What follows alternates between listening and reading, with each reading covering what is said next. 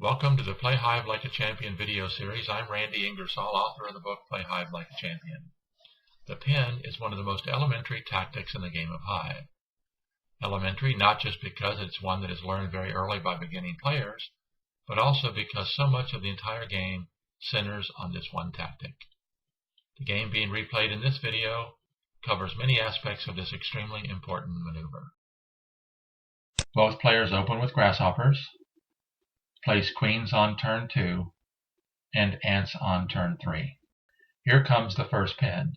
Do I pin the queen or the ant? The answer can be found in this comment. Surrounding your opponent's queen is not the goal in Hive. That's just the way that you win. A good use for your ants is to immobilize your opponent's ants, so I pin the ant. Should I pin it here, here, or here?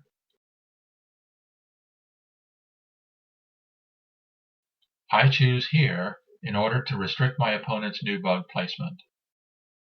Knowing the importance of good defending bugs, this placement does not allow a second defender to be placed in this space. Passing on the double pin, I place my second defender and my opponent jumps in with this grasshopper. It is important to get ants into play early, so here comes white ant 2. Again passing on the double pin in order to get another ant into play. I have a good defensive setup with 2 grasshoppers adjacent to my queen, and now I have 2 mobile ants as well. The same question as before, where do I pin the queen? Gets the same answer. Restrict my opponent's new bug placement. And now I place the double pin. Double pins are very strong. The 3 keys to victory in Hive are the same as in battle. An American military general in the 19th century summed it up with, get there first with the most. Get there, mobility. First, tempo. Most, strength. The 3 keys to Hive. Mobility, tempo, strength. A double pin improves your situation by immobilizing 2 or more of your opponent's pieces with just 1 of your own. There are 3 places where the double pin can be set. One of these is obviously much weaker than the other 2. Which one is it, and why? The weakest spot is here. Because of this pocket, wherever filled, 2 bugs would be released.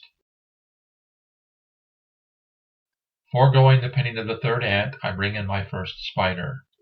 Its placement highlights the importance of the previously discussed pin placement. Notice that this spider is in place to perform a pin replacement either here or here.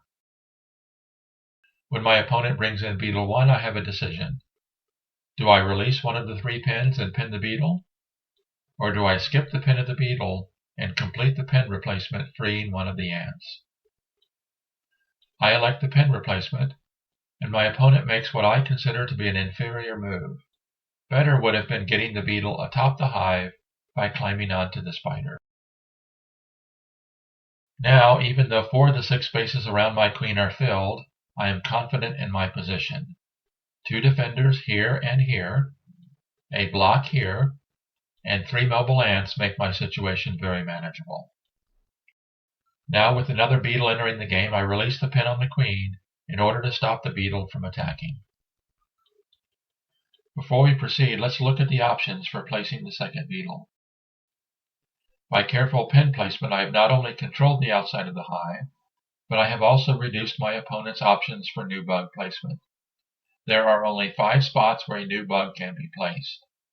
3 of the 5 lead to double pins of either the queen and beetle or ant and beetle. Either of the other leads to the newly placed beetle getting pinned. When black grasshopper 3 enters the game aiming to go here, I place my second spider. If the newly placed grasshopper does not attack, then the spider will pin it. If the grasshopper attacks, the spider blocks access to the spot vacated by white grasshopper 1.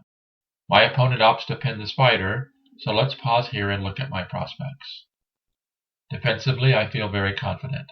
I have 2 very good defenders, and even though all 3 of my ants are currently pinning opponent's bugs, ant 3 here, since it is pinning a bug already in attacking position, can abandon the pin without allowing another bug to attack. I'm also confident that when my counterattack begins, it will be successful. I have 3 bugs still in reserve and 3 mobile ants. I elect to start my attack with a beetle. This grasshopper move is forced. Even though the Black Queen has moved away, I am still confident. Now I have 2 useful ants, shutting down the only remaining mobile ant. This self-pen was a huge mistake, and should have allowed my opponent to force a draw. Happily for me, he missed it.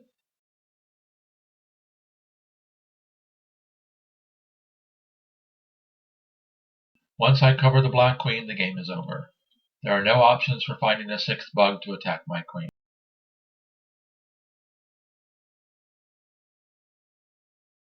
White Beetle 2 advances toward Black Beetle 1 with the goal to immobilize it. Any time that I need, I have 2 ants and the second beetle available to make waiting moves to squeeze my opponent into a continuing worse position. This move, however, ends the game much more quickly. The result is an almost immediate shutout. With this move, the shutout is complete and the rest is simple. With no looming threats against me, 2 ants release their pens and move in for the victory.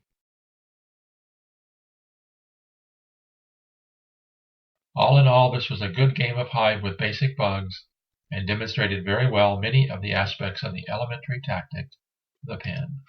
It had pen replacements,